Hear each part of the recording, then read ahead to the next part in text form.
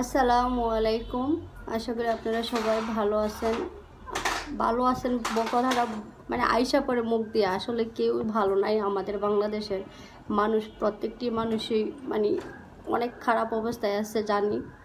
মানে এই বন্যার পরিস্থিতিতে মানে এগুলা দেখে এতটাই খারাপ লাগতেছে, মানে কি বলে যে মানে মনকে সান্ত্বনা দেবো এটা বুঝতেছি না। আর যারা এর সাথে যুদ্ধে মোকাবেলা করতেছে, শিশুগুলা এবং বৃদ্ধ মানুষগুলা এবং পশু পাখি যেগুলো আছে, আমি মানে গরু ছাগল এগুলা দেখে মানে আমরা এতটাই কষ্ট লাগতেছে, মানে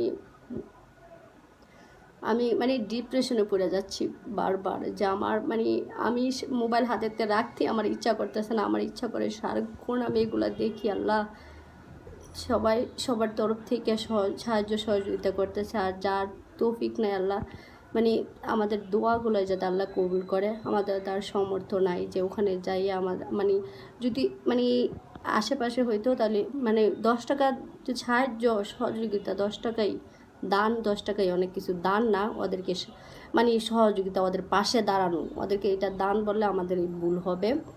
মানে আমাদের এরকম পরিস্থিতি পড়তে হয়, মানে ওরা যদি এখন কোটি কোটি টাকাও থাকে চাইলেও ওরা এখন এই মোকাবেলা মানে সম্মুখীন হতে মানে এই পরিস্থিতির থেকে তারা ঘুরে দাঁড়াইতে পারবে না।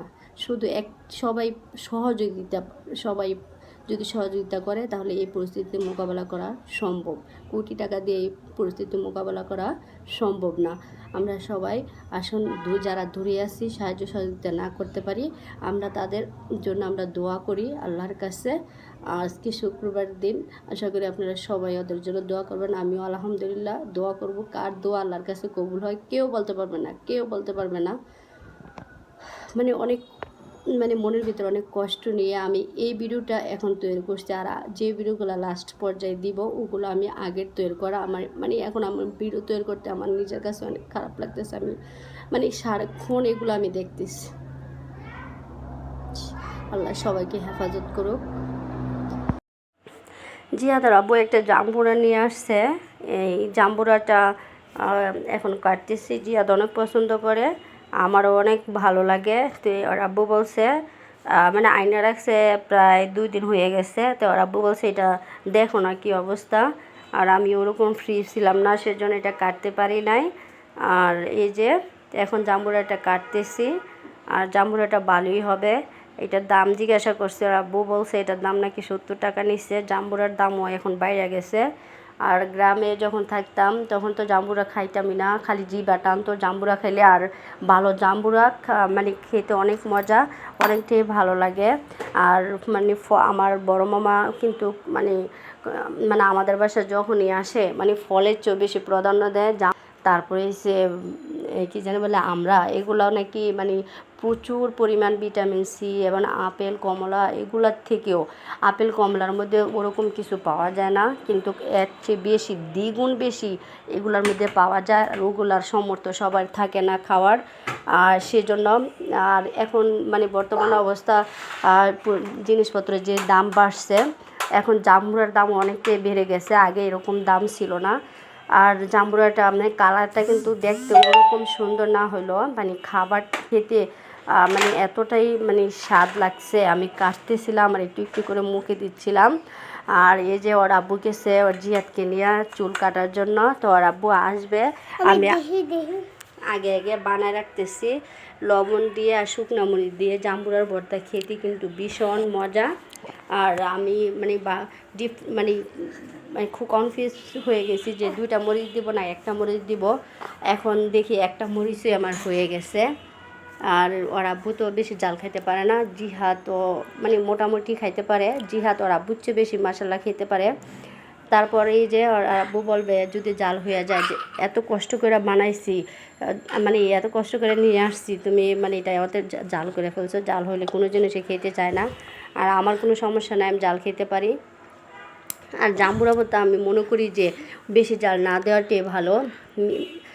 মানে এতটাই স্বাদ লাগতেছে, মানে খুব রসালো ছিল। এই যে আপনারা দেখে বুঝতে পারতেছেন কতটা লবণীয় ছিল, মানে অনেক মজা লাগতেছে। এই যে এখন আমি খাবারটা খাইতেছি, আর আপনাদের সাথে শেয়ার করতেছি। কার কার যারা এই ভিডিওটা দেখবেন তাদের কাছে আমি দুঃখিত এবং সরি। আর জিবার যদি জল এসে পড়ে আমার কোনো দোষ নাই। এই তো তারপর চলে আসলাম এই টক পাতা, আপনারা চিনেন কিনা জানি না, এটা আমাদের দেশে গ্রামের ভাষায় চুয়াই পাতা বলে। চুয়াই পাতার ভর্তা বানাবো। অনেক দিন যাবত ওই যেই এক খালা নিয়ে আসে বাজারে, ওই খালার কাছে আমি কয়েকদিন পরপরই যাই যে খালা তুমি চুয়াই পাতা আনছো কিনা।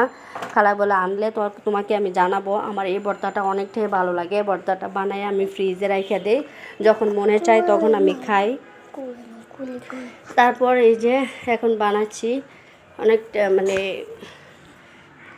এটা অনেক সুন্দরভাবে সিদ্ধ হয়। আর এটা প্রসেসিংটা হইলো, এটা ভালো করে বাইচ্ছা পাতাগুলো ধুয়ে তারপরে যে কোনো একটা তাওয়ার মেয়েতে এটা টানলেই হবে।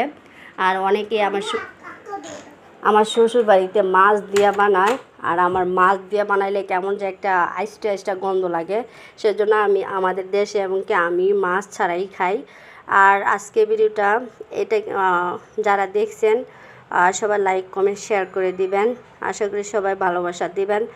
আর প্রথমের ভিডিওটা এটা কিন্তু আমার আজকের ভিডিও, আর এগুলো আমার এখন আমি ভয়েস দিচ্ছি, আর এটা আমার আগের ভিডিও। সবাই বাজে কমেন্ট করবেন না। আল্লাহ হাফিজ।